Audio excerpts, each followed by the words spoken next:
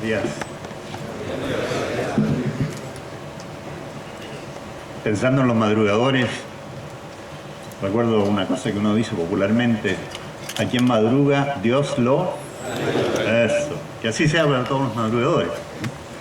Y la otra cosa que pensaba ayer cuando estábamos en el santuario, en la historia de Chile, esto vale a los extranjeros, en la historia de Chile se habla del desastre de Rancagua, ¿ya? Porque es la fecha histórica que recordábamos en la historia nacional. Y ayer decía, Rancagua tuvo su desastre, pero ayer tuvo su victoria. Y el hecho de estar todos juntos aquí es, de ese desastre nacieron hombres libres. Y esos hombres libres son los que nos han ayudado a juntarnos de muchas partes, de algo que comenzó aquí. Para mí es primera vez que estoy en una reunión de los madrugadores. Me ha tocado estar afuera de Chile demasiados años, entonces 18 años y los madrugadores tienen 20.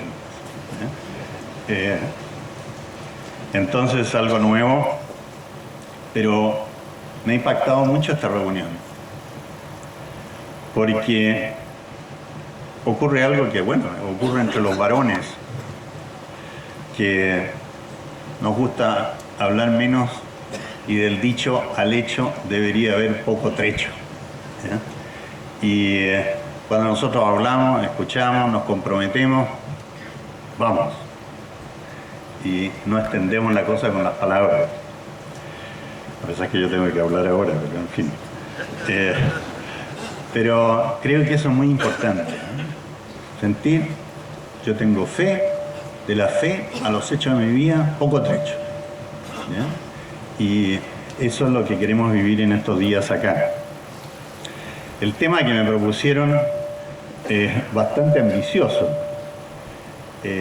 Juan Enrique Koymans ayer en la mañana dijo que no iba a hablar de Aparecida para no comerme el tema que yo tenía que dar. Yo les quiero decir que ahora ya me han comido 40 minutos. Sí, voy a ver qué es lo que hago. Y entonces yo quiero hacer un recorrido muy rápido de lo que Dios nos está regalando en la vida de nuestra iglesia y dar algunas puntadas de esto, porque en 40 minutos no podemos hablar de la realidad latinoamericana y lo que la iglesia espera de América Latina. El Papa estuvo hace poco, un par de meses, una reunión con su diócesis, la diócesis del Papa propiamente tal, es la diócesis de Roma. Y se hacía la pregunta, ¿a dónde va la iglesia? ¿A dónde va la iglesia? Esa es la pregunta que se puso el Papa. Sería interesante que el Papa se pusiera esa pregunta. Entonces, no les voy a contar todo lo que dijo el Papa, pero dijo dos cosas muy importantes. La iglesia, después del concilio, tiene dos imágenes de iglesia de lo que nosotros somos, que es muy importante. Una es que es la iglesia. ¿Qué es la iglesia? La iglesia es un pueblo de Dios, ¿ya? Somos un pueblo. Aquí, un pueblo de varones, ¿ya? Somos un pueblo de Dios, le pertenecemos a Él. Y Él tiene y ha elegido a esa iglesia para hacerse presente todos los días en las realidades de todos nosotros. Y entonces nosotros podemos decir, la iglesia, ¿qué es lo que es? Bueno, es una presencia de lo que Dios quiere en la vida de nuestros pueblos, de todos los pueblos, no solo del pueblo de Dios. La iglesia, pueblo de Dios, está para cada uno de nuestros pueblos, también para los que no son de la iglesia, sobre todo para los que no son de la iglesia, ¿ya? Y eso yo creo que lo tenemos que tener muy... Interrupción.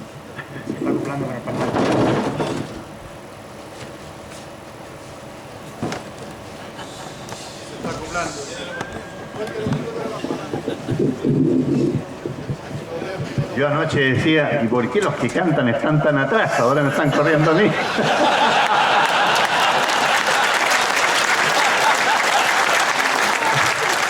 No sabía que había un motivo técnico en esta cuestión. Y entonces, nosotros somos pueblo de Dios para hacer presencia de Dios, no para nosotros. Esto no es un club. Es para el mundo, para todos, ¿ya? Y creo que eso lo tenemos que tener muy presente. Y la otra imagen que el Papa decía y le recordaba a sus sacerdotes y a los obispos en Roma, cuando decía, ¿a dónde va la iglesia? Le decía, la iglesia tiene dos imágenes, el pueblo de Dios, el cuerpo de Cristo. Y no solo para decir que en un cuerpo hay muchos miembros y que esos miembros se tienen que complementar unos con otros, sino que también para decir, nosotros somos cuerpo de Cristo hoy día aquí, porque Él entregó su cuerpo por nosotros. Y ese cuerpo resucitado somos nosotros. Somos nosotros, ¿ya? Entonces, eso para nosotros es de la mayor importancia. No estamos aquí porque quisimos venir. No estamos en la iglesia porque se nos ocurrió que queríamos pertenecer a ella, sino que estamos en la iglesia porque alguien dio su vida por todos nosotros, ¿ya?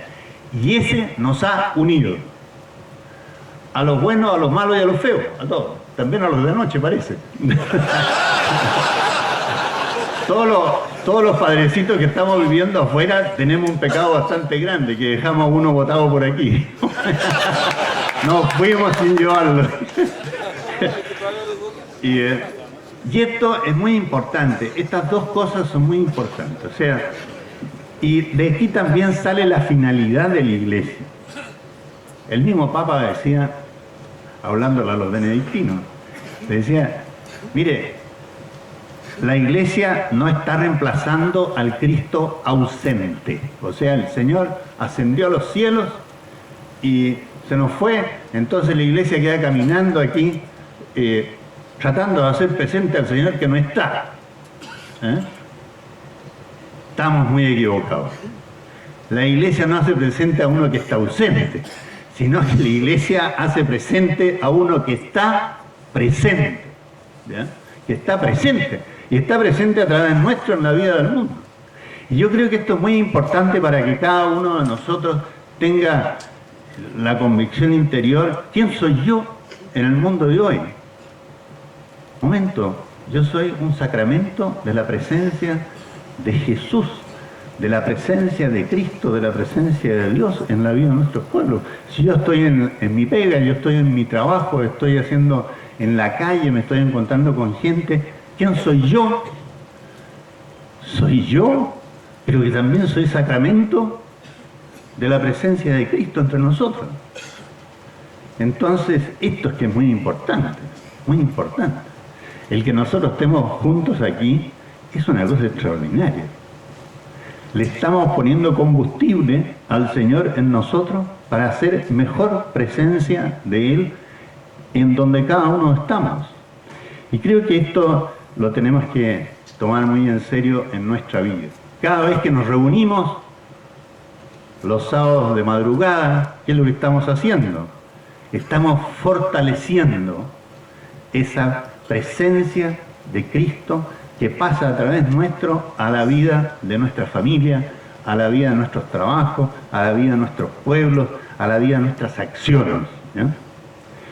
Con mucha razón, el padre Alberto Hurtado, santo chileno, se hacía la pregunta, ¿qué haría Jesús en mi situación?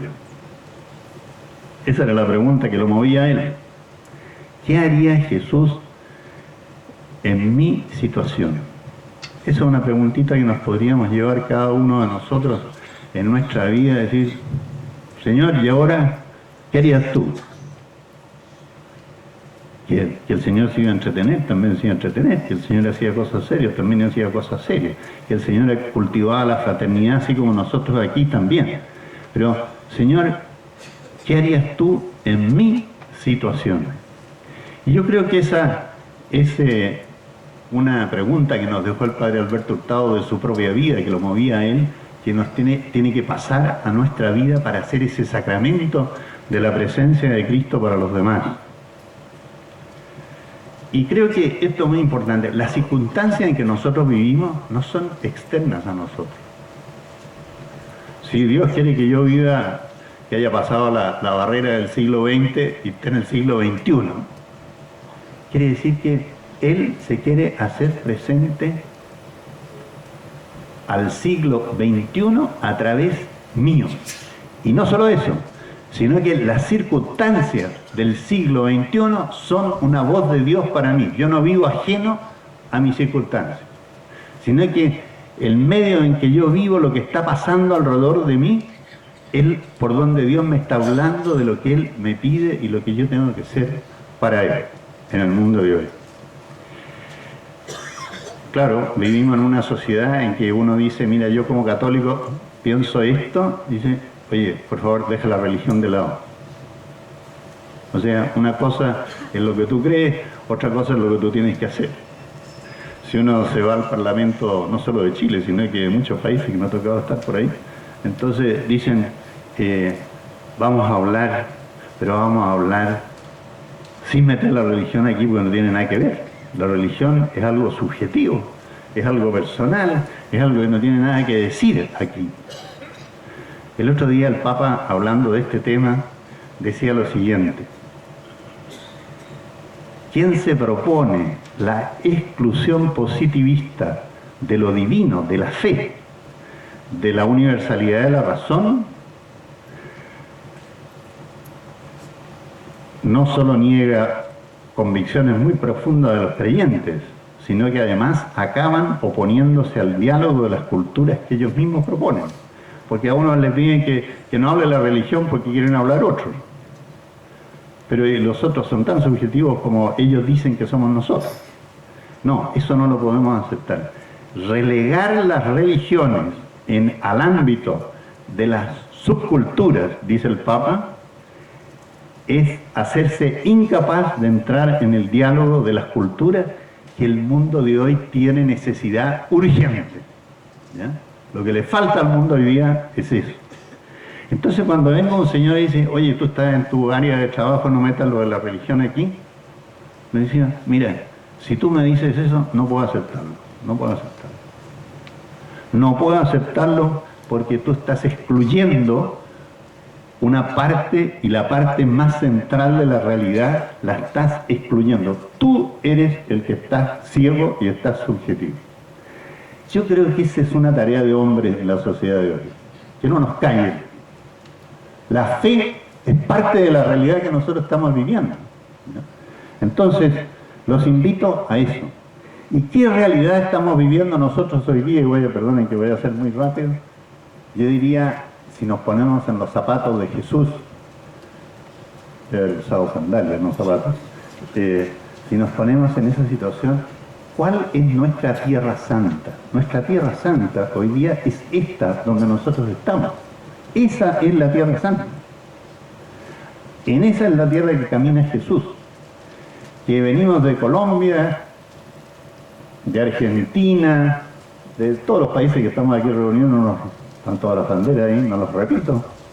Esa es mi tierra santa. Esa es la tierra donde Jesús quiere caminar a través mío. ¿Ya? No tenemos que pensar en Tierra Santa por allá en Israel, también es bonito, pero eso es histórico. Lo presente, donde Jesús está presente hoy día, y no ausente, es esta Tierra Santa que es la mía. ¿Y qué vemos en esta Tierra Santa? Cambios muy importantes que hace muy difícil la penetración de la fe, la aceptación de la fe tranquila. Nosotros en los últimos 20 años, no hablo de 20 siglos, sino que de 20 años, hemos vivido una transformación impresionantemente grande en nuestra vida, en nuestros pueblos y también en nuestra manera de ser, en nuestra manera de comportarnos. Y estamos viviendo un cambio cultural que es extraordinariamente grande. Cuando se habla de cultura, se habla de la manera que todos vivimos espontáneamente, lo que vivimos espontáneamente. Estamos viviendo un cambio cultural muy grande que en gran parte lo está determinando la técnica que Ahora todos andan con cámaras. Yo traje la mía, la dejé en la maleta porque me dio vergüenza decir yo voy a ser el número 50 que anda con cámara aquí tomando fotos en la misa. Si nosotros queremos hablar en este momento a cualquier parte del mundo, podemos sacar el teléfono al bolsillo y allá estamos. Si nosotros no podemos ignorar lo que está pasando junto a nosotros en este momento. Hoy día hay una palabra nueva que antes no lo usábamos, es decir, nosotros vivimos en tiempo real. Tiempo real quiere decir que estamos simultáneamente en todas partes, ¿ya? Y tenemos acceso a toda la información que uno quiera instantáneamente, ¿ya? Seguramente que muchos de ustedes les debe pasar con los niños chicos, que ya son mucho más hábiles que nosotros en el uso de esas cosas, que tienen un acceso a una información que nosotros no teníamos. Yo me acuerdo cuando llegaba el papá a la casa, nos contaba las cosas que habían pasado en la calle y en el mundo. Ahora, el papá llega a la casa y los niños le cuentan qué es lo que está pasando. Esa es la verdad. Esa es la verdad.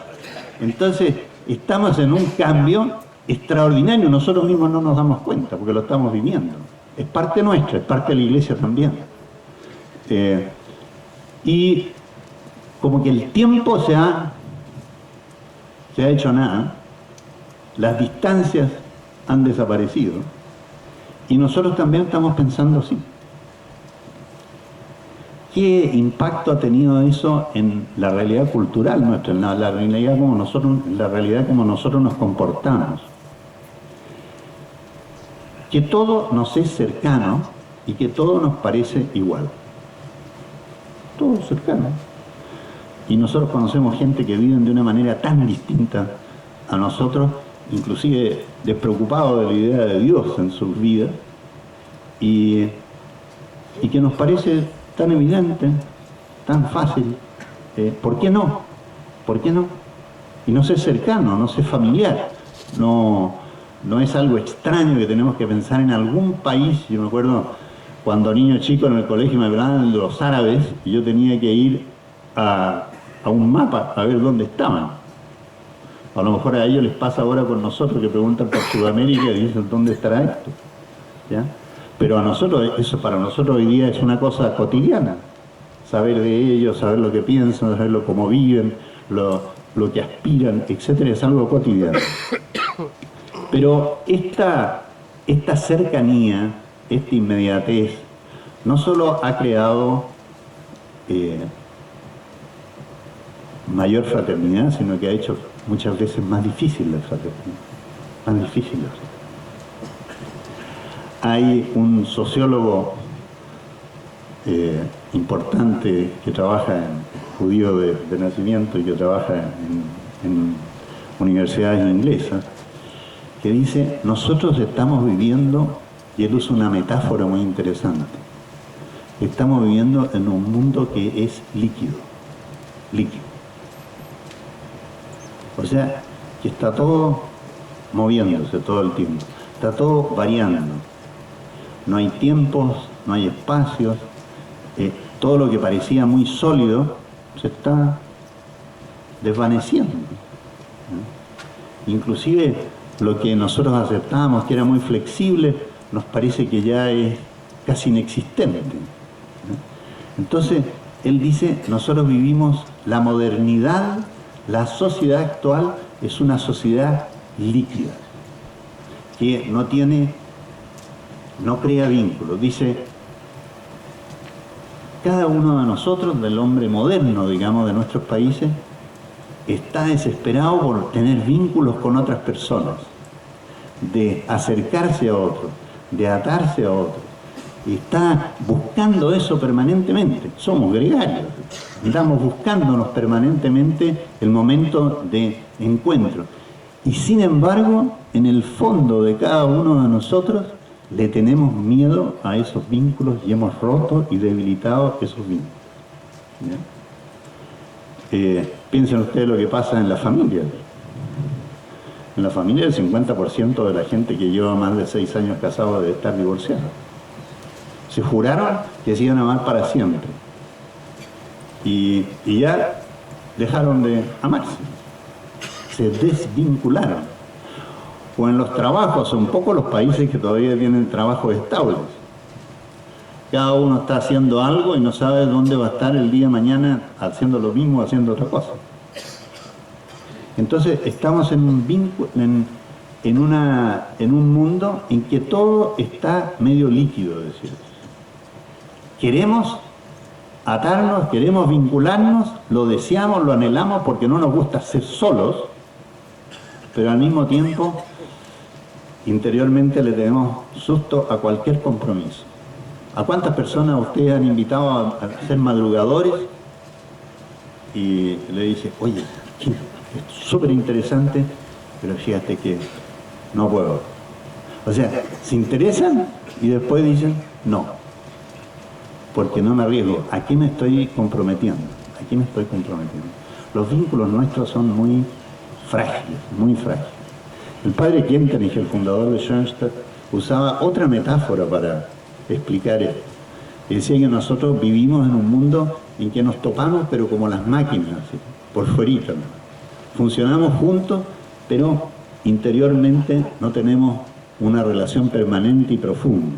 Y entonces el padre hablaba, vivimos en un mundo dominado por una cultura mecanicista, como lo mecánico, como las ruedas dentadas, que funcionan juntos, pero que no tienen ningún contacto interior.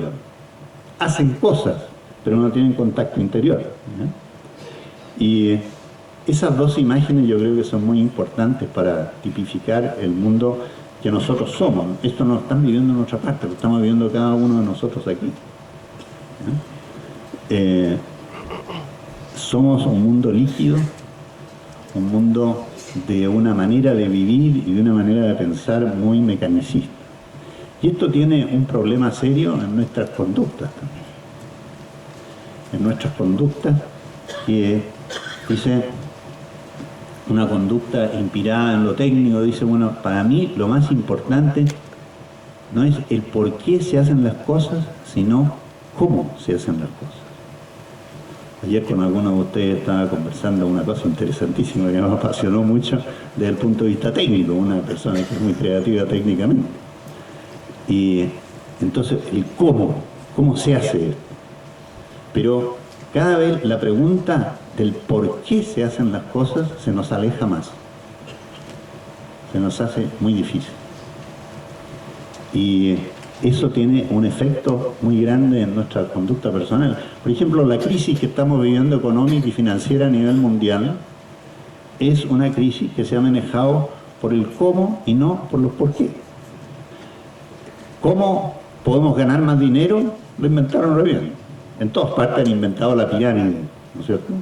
Las pirámides son famosas, por lo menos en Colombia ha quebrado y ya han metido a la cárcel a no sé cuánta gente por hacer pirámides grandes, ¿eh? Aquí también me han tocado pirámides chicas, me han tocado pirámides en Alemania, me han tocado pirámides en todas partes, y la pirámide, la estafa más grande que ha habido, la acabamos de vivir y ha creado una crisis financiera internacional. La crisis financiera actual es una pirámide, como las chiquitas esas que podemos vivir nosotros en espacios muy pequeños, pero a escala mundial. Es una pirámide económica que es cómo puedo ganar yo más dinero sin hacerse la pregunta ¿por qué necesito ganar dinero? Es separar las dos cosas. En la vida privada y en los negocios también nos pasa lo mismo. ¿Cómo puedo esto? Pero no me pregunto el por qué debo o puedo esto. Entonces, estamos en una mentalidad que nos ha impulsado también la rapidez y la celeridad y la eficacia de la técnica a pensar técnicamente. O sea, cómo se hace y no por qué o para qué se hace. ¿Entienden? Y ese mundo lo tenemos en todas partes y en todos nuestros países. En la parte regional, si me detengo en la parte de América Latina, quisiera destacar 5 cositas, 5 rasgos así muy rápidamente. Primero, que nosotros vivimos la inequidad social, nuestros países viven una inequidad social que es la más escandalosa del mundo. O sea, uno puede decir, estamos creciendo un poquitito, digamos, en el ingreso mutuo, pero la diferencia en las escalas sociales nuestras siguen exactamente iguales. Suben un poquito, pero la distancia entre las personas siguen las mismas. O sea, nosotros tenemos unas poblaciones inmensas en nuestro país de América Latina, más del 50%, que no participan dentro de nuestra sociedad, que son excluidos de nuestra sociedad. Excluidos. No es que tengan menos, sino que son excluidos, no tienen acceso a los beneficios que tal vez todos nosotros tenemos dentro de nuestra sociedad, no tienen acceso a eso. Y pienso en salud, pienso en vivienda, pienso en educación. ¿Ya? No tenemos acceso. Y esto es una cosa que, aunque en nuestros países se desarrollan algo, relativamente, sin embargo, no se ha superado esa inequidad social. Un segundo punto que es importante tener presente entre nosotros es que vivimos en unos países de una fragilidad democrática impresionantemente grande. ¿Ya? Primero porque la democracia ha quedado nada más que en un plano de democracia electoral, pero no en un plano de democracia participativa real. ¿Ya? Eso es muy importante. Un voto, que cuando los cuentan son todos iguales, pero un voto es muy diferente a cuando uno ve quién vota, que tiene todos los derechos y tiene todas las posibilidades de pedirle a la sociedad que actúe de tal manera, y otros votos no tienen ningún derecho. Los llevan a votar, o por los medios de comunicación, o antiguamente pues los llevaban en buses. ¿Eh? Pero entonces las democracias nuestras son muy frágiles. Y además, democracias que han desengañado a la mayor parte del pueblo. Y cuando nosotros nos encontramos en América Latina, estoy pensando en América Latina en concreto, en nuestros países, que encontramos unas aventuras políticas nuevas, tenemos que decir, no estamos de acuerdo porque esas aventuras van a terminar en otra disolución, pero los que hemos causado las aventuras nuevas políticas han sido nuestra propia clase política tradicional, que no han sido para todos. ¿Eh? Entonces, esta cosa que está fuerte en la realidad social en que nosotros estamos viviendo, lo tenemos que tomar muy en serio. Tanto así que las formas tradicionales, digamos, de encontrarnos políticamente, que son los partidos, lentamente ya nadie se preocupa mucho de votar por esto, ni tratar de distinguir todos los matices que tienen y todas las cosas que dicen. Entonces están surgiendo movimientos sociales espontáneos. Yo vivo en Colombia. Cuando por internet se convocó a una protesta contra los desaparecidos, contra los secuestrados y contra la guerrilla, salió 1 millón de personas vestidas de blanco a la calle. ¿Ya? ¿Cómo los convocaron y quién los convocó? Se hizo a través de internet, Los medios actuales eso lo permiten. Cuando Juanes quiere hacer un gesto por la paz, es capaz de convocar 1 millón de personas en la Plaza de la Revolución en Cuba, en La Habana. ¿Ya? La gente está necesitada de ese cambio, a través de los medios se puede hacer, porque hay un desengaño extraordinario frente a nuestro sistema. Y nosotros como hombres tenemos que pensar esto y tenemos que ser creativos, ¿no? Y muy rápidamente, el problema de nuestras minorías indígenas y afroamericanas. Aquí en Chile no tenemos afroamericanas, pero hay que pensar que los afroamericanos en América Latina son más numerosos que todos los indígenas de América Latina. ¿Ya? Algunos de ustedes estaban conversando anoche, creo, sobre Haití, ¿ya? Sobre Centroamérica, sobre unos países que están en la parte norte del continente. El medio ambiente y la biodiversidad, otro problemón que tenemos.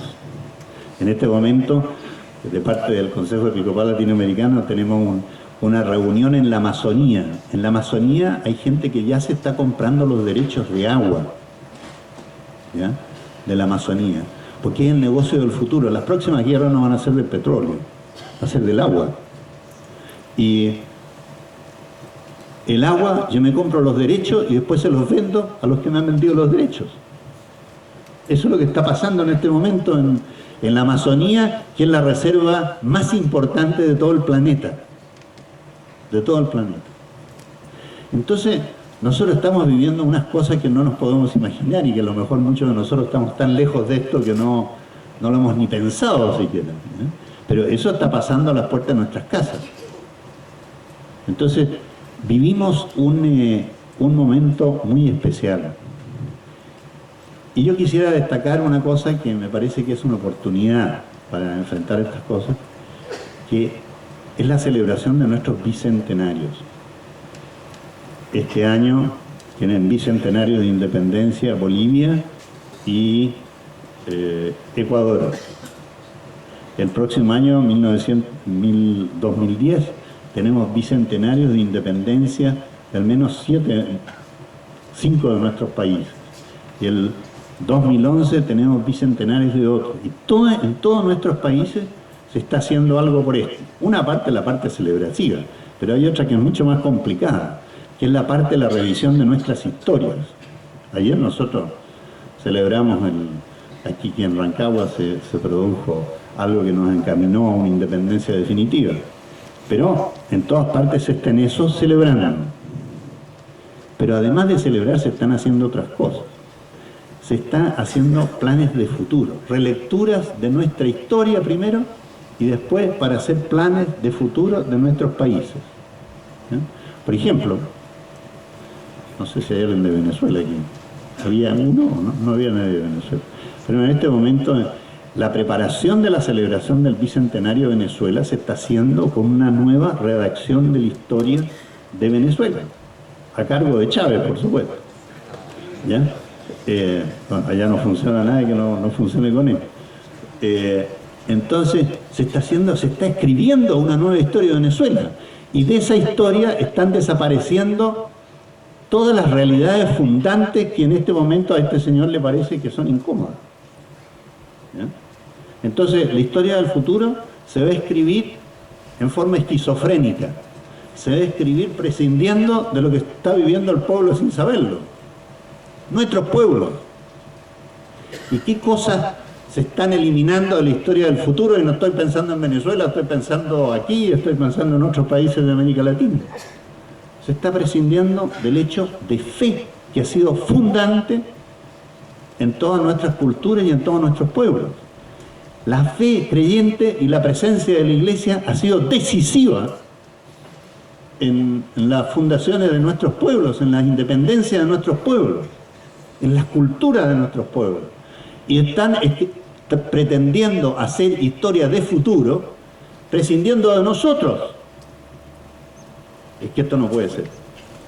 Aquí nos faltan hombres que realmente digan: señores, nosotros somos parte de la historia y tenemos que hacer la historia del futuro.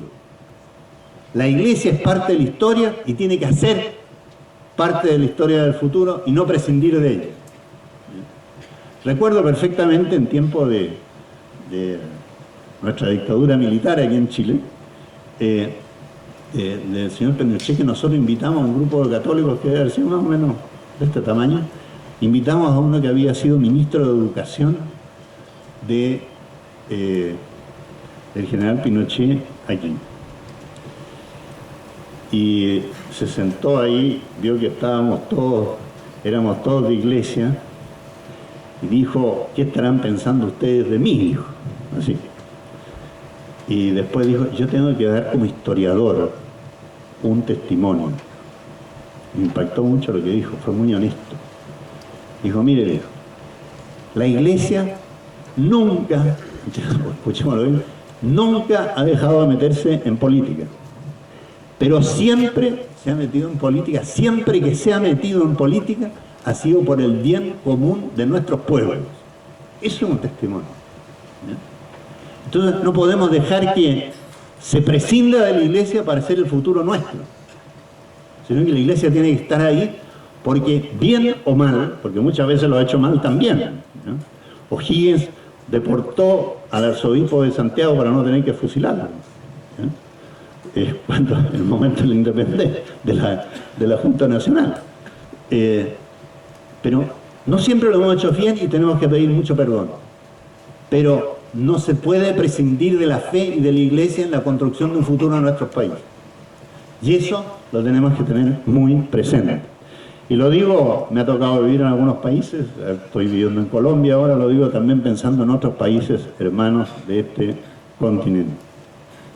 Entonces, la celebración de los bicentenarios actualmente son un momento muy importante, no solo para celebrar. La CNN nos está ayudando, la televisión, el canal de televisión CNN, nos ayuda todos los días a recordar celebraciones. Y hacen una pequeña celebración en la televisión.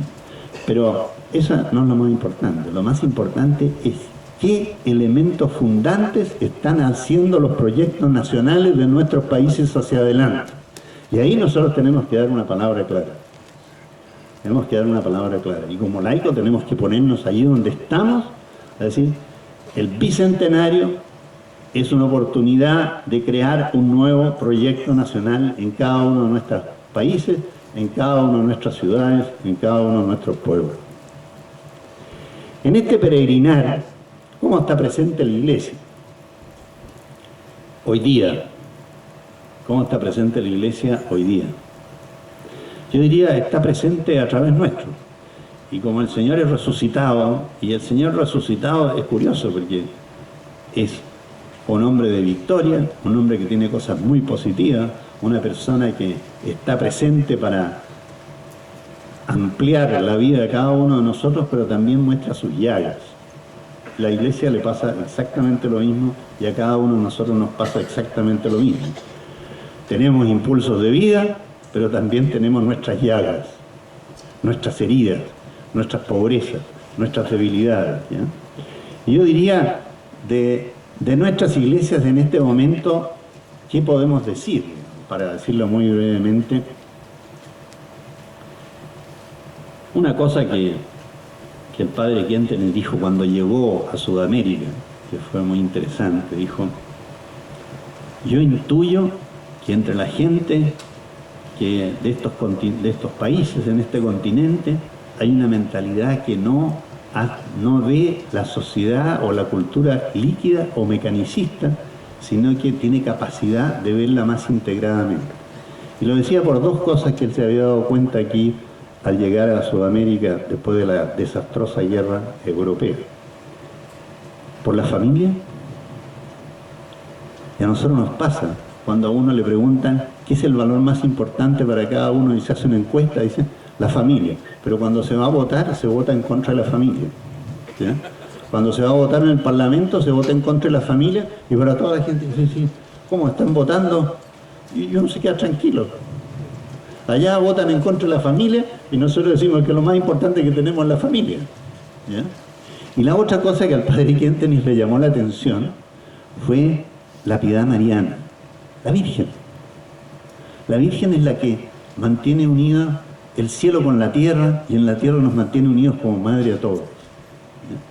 Entonces, eso es muy importante. ¿Y qué otras cosas tiene la iglesia de hoy que nosotros las seguimos experimentando, viviendo? Yo diría la santidad. No la santidad de los santos también, por supuesto, el padre Alberto Hurtado lo admiró mucho. Pero la iglesia la sostienen los santos de la vida diaria. La santidad oculta. Aquí no sabemos quién nos sostiene a nosotros. Pero lo que hay de bueno en cada uno de nosotros sostiene toda esta reunión, si no seríamos un desastre. ¿Eh?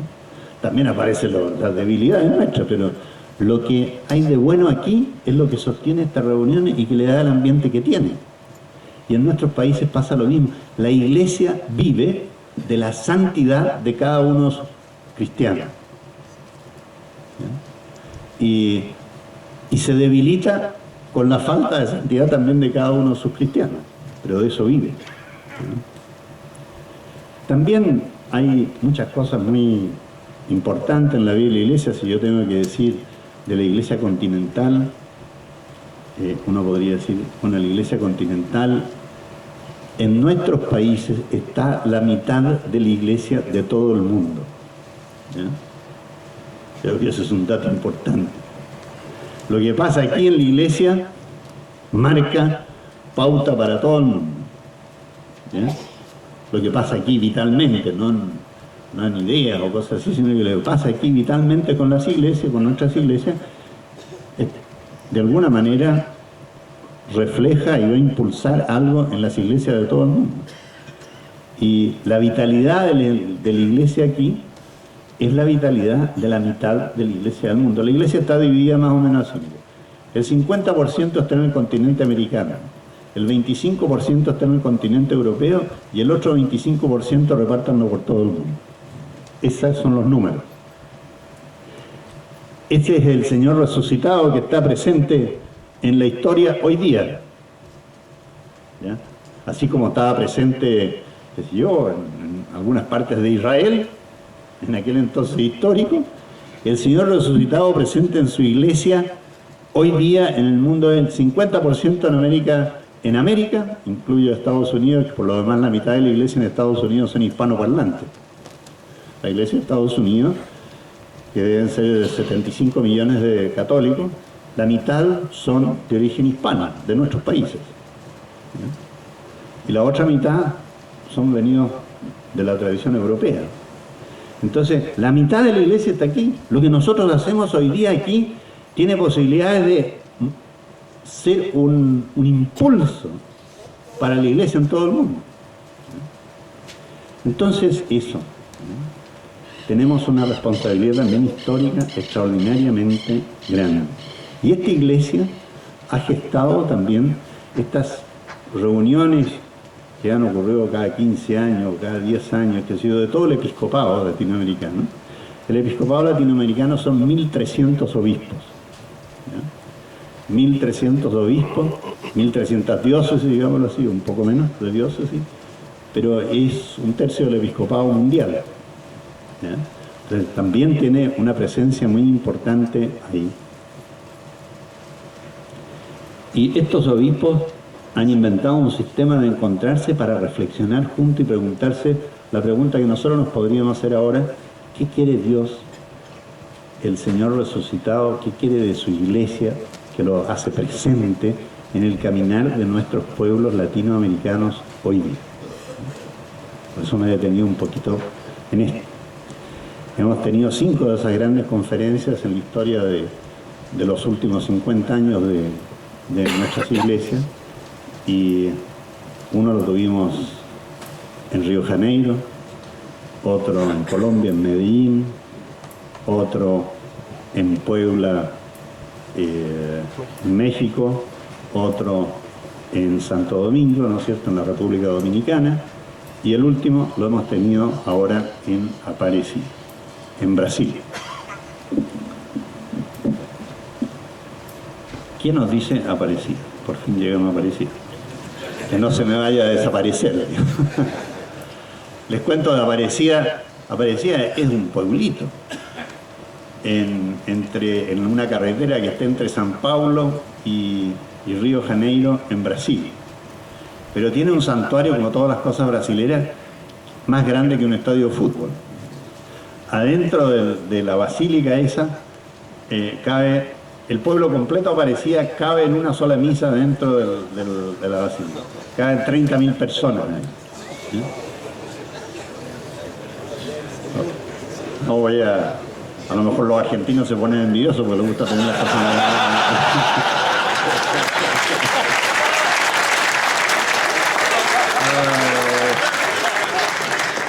A los hermanos argentinos un saludo especial. Y siempre, que dicen, nos contó un argentino, un compañero mío que trabajamos juntos en el SENA, me dijo: mira, che, si no es problema, mira, Dios está en todas partes, pero atiende en Buenos Aires.